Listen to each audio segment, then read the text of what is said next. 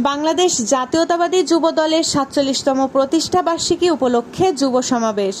সিরাজগঞ্জ শাহজাদপুর প্রতিনিধি মোহাম্মদ শরীফুল ইসলামের ভিডিওচিত্রে বিস্তারিত। সিরাজগঞ্জ শাহজাদপুর বাংলাদেশ জাতীয়তাবাদী যুব দলের ৪৭তম প্রতিষ্ঠা বার্ষিকী উপলক্ষে যুব সমাবেশ অনুষ্ঠিত। যুব সমাবেশে সভাপতিত্ব করেন মোহাম্মদ আব্দুল আল মাহমুদ, সদস্য সচিব, শাহজাদপুর উপজেলা যুবদল। সঞ্চালনায় ছিলেন মোহাম্মদ জাহিদুল ইসলাম জাহিদ, সিনিয়র যুগ্ম আহ্বায়ক, শাহজাদপুর উপজেলা যুবদল ও মোহাম্মদ বখতিয়ার ভূঁইয়া, সিনিয়র যুগ্ম আহ্বায়ক, শাহজাদপুর পৌর যুবদল। যুব সমাবেশের প্রধান অতিথি প্রফেসর ডক্টর এম এ মোহিত, উপদেষ্টা, সিরাজগঞ্জ জেলা বিএনপি। বিশেষ অতিথি হিসেবে উপস্থিত ছিলেন মোহাম্মদ আরিফুজ্জামান আরিফ, সাবেক সাধারণ সম্পাদক, শাহজাদপুর উপজেলা বিএনপি।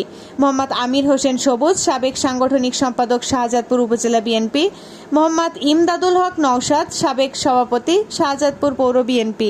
মোহাম্মদ ইয়াসিন আলী, সাবেক সাংগঠনিক সম্পাদক, শাহজাদপুর পৌর বিএনপি। মোহাম্মদ আব্দুস সালাম, সভাপতি, আরাফাত রহমান স্মৃতি সংসদ। মোহাম্মদ রেজাউল ইসলাম রাজার, সাধারণ সম্পাদক, আরাফাত রহমান স্মৃতি সংসদ। মোহাম্মদ আলামিন হোসেন, সাধারণ সম্পাদক, শাহজাদপুর প্রেস ক্লাব। মোহাম্মদ কামাল হোসেন, যুগ্ম আহ্বায়ক, শাহজাদপুর পৌর যুবদল। মোহাম্মদ রবিউল ইসলাম, যুগ্ম আহ্বায়ক, শাহজাদপুর পৌর যুবদল। মোহাম্মদ মিজান হোসেন, যুগ্ম আহ্বায়ক, শাহজাদপুর পৌর যুবদল।